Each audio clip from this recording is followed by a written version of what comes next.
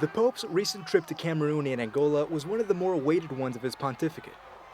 He took the opportunity to express his concern about the issues that matter most to the African people, among them corruption, hunger, and war. The Pope's message wasn't just heard in Cameroon and Angola, but throughout the continent. Florence Oloo was paying close attention to Benedict's message, one that she says her people awaited with high expectations. Our whole attention was focused on him. What is he going to tell us? How we're going to support him? I think it was much more that unity with him. We experienced it very much in a very tangible way because we followed his trip to Cameroon.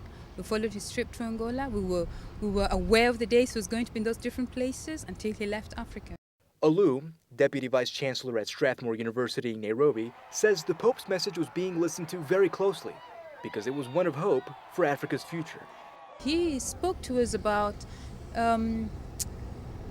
looking at different ways of fighting corruption, because that's one of the big things in Africa that has somehow retarded development.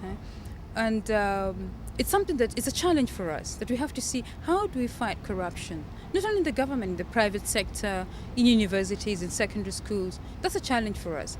Oloo says the issues highlighted by the Pope that most plague Africa, like corruption and poverty, will ultimately have to be dealt with by the African countries themselves, and that aid from foreign countries can only do so much.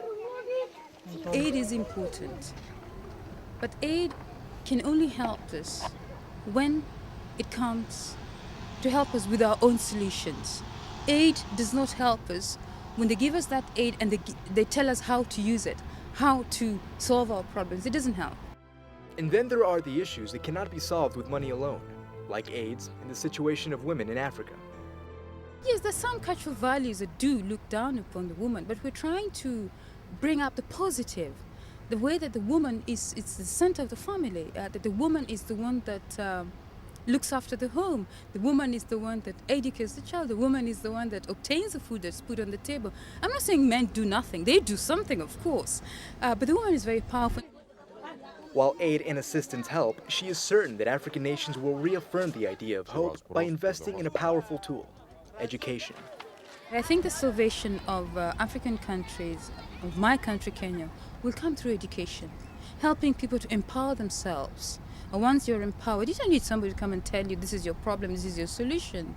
You have a problem, you get an innovative idea, and you solve your problem. Oloo says it's through education that she hopes Africa can promote values that create more awareness about issues like AIDS, so as to foster a sense of hope for the continent.